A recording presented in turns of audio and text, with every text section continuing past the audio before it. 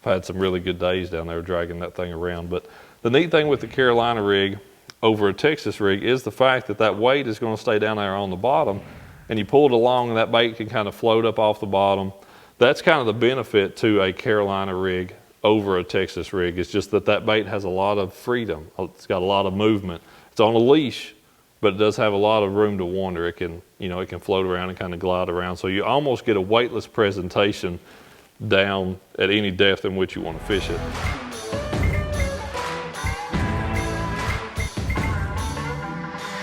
We are here in the garage going through some soft plastic bait rigging methods, and the one we're on now is the Carolina rig. And I'll be honest in saying this is my least favorite rig of all time, probably because of the amount of setup it takes, not because it's not effective, just because it does take a lot to actually get a Carolina rig ready in the boat before you can ever put it in the water, and my impatientness gets the best of me sometimes. So I'm actually going to start. I've already got my hook tied on here, so I've got that already rigged up. Is this bait something I would Carolina rig a lot? Nah, it wouldn't be my first choice necessarily. You know, a Bass Pro crack crawl would probably be one that I go to a lot. A Magnum Finneck worm is one I use a lot. Up north, some of the little crawl style baits, a bomb crawl is a really good one on some of those northern fisheries. But bullhog will definitely work on the back of a Carolina rig, no question about it. But we've got our hook tied on, so there's really, remember this with a Carolina rig, you've got a leader and then you've got your main line. Now this is different from like a leader on a spinning rod or an FG knot leader. This leader is actually connected with a swivel. So I've got my hook tied on. I've already cut me off a piece of fluorocarbon line here, this XPS fluorocarbon. And usually, this spool is just 12. This is what I had laying around here to make this with, but I'm usually going to use at least 14-pound test for my leader line. Sometimes as much as 17 or 20 if I'm in a lot of heavy cover, but 14 is kind of the minimum of what I typically use for a Carolina rig leader. So next step up, yeah, we've got the hook on there, and that leader length, while we're on this, is going to vary. Anywhere from as short as 18 inches or so up to 4 feet. And really clear water, typically go with a longer leader.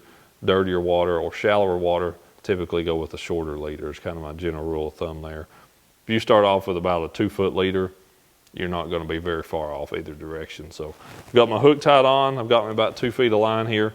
Next up, I'm going to tie on a barrel swivel onto this. And this is the way I like to rig it up. I like to do my leader first before I tie it on to my main line. I'm going to tie a uni knot on here with 6 wraps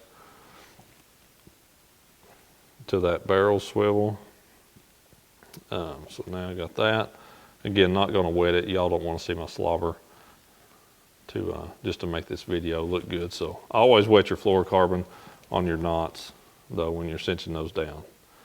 Got that trimmed down. Okay, so we've got us a leader here.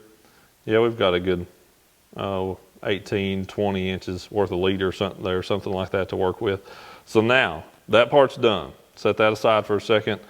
Imagine this being your main line coming off of your rod. For me, I'm going to use braided line. It's going to be my main line. I'm going to tie braid to this swivel right here is what I'm going to do. I love the fact that braided line has no stretch. You know, your sensitivity is unbelievable. And when that fish bites way out on the end of a cast, you reel down, you set the hook on that fish, and you've absolutely got him. So this is fluorocarbon. Again, this is just for what we're doing as an example here in the garage right now. Usually, the very minimum I'm going to use for a sinker size is going to be a 1/2 ounce. I do like the Carolina rig style sinkers over a bullet sinker. You know, something that's more of that barrel style weight or egg weight, something to that effect. So you're going to put that sinker on your line going up towards your rod tip first. That's where you're going to go. And the great thing with that sinkers, both ends are the same, not like a bullet weight. So put that on your line. And I like 1 bead is what I like. A lot of guys will use 2. Anymore, I just use 1 because clicking against that tungsten sinker, it's going to make plenty of noise, plenty of racket, and it's going to protect your knot. That's where really the purpose of that bead, in my opinion. Sound a little bit, but especially to protect your knot from that big heavy sinker bouncing down there against it. It's not quite as much of a worry with braid as it is fluorocarbon, but it's always good to be able to protect that knot a little bit with that little plastic bead. So put that on your line.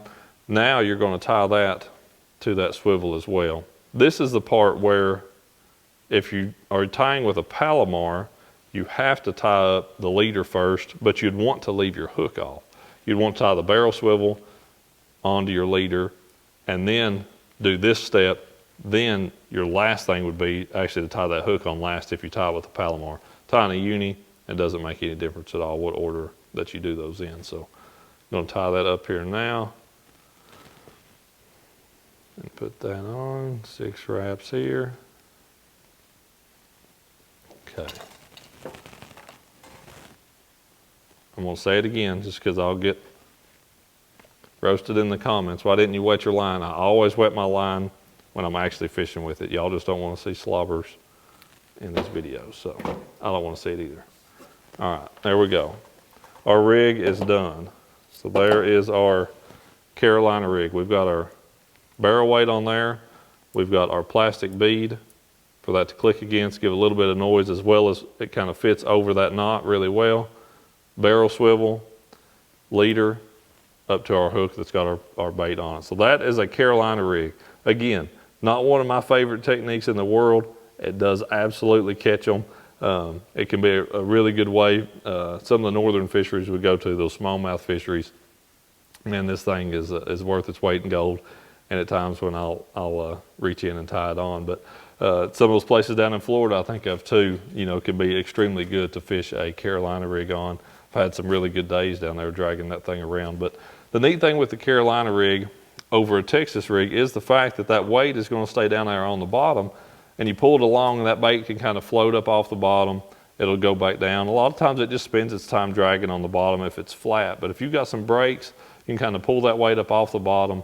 It's going to hit the bottom quicker and give that bait time to kind of glide back down. So that's kind of the benefit to a Carolina rig over a Texas rig. It's just that that bait has a lot of freedom. It's got a lot of movement. It's on a leash, but it does have a lot of room to wander. It can, you know, it can float around and kind of glide around. So you almost get a weightless presentation down at any depth in which you want to fish it.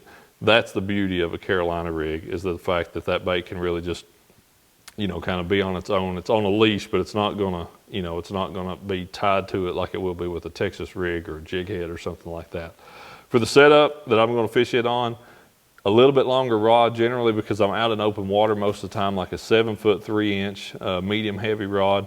That's gonna be a Bass Pro carbon light for me, and like a 7.5-to-1 carbon light reel, and 50-pound braided line for my main line going up to that fluorocarbon leader, 14 or 17-pound test usually on that fluorocarbon leader. So that's my setup, some of the benefits of it, just the way that bait likes to glide, float, and kind of meander through, whether that's current, you know, or just out there on a long point or something. So hope this helps you out.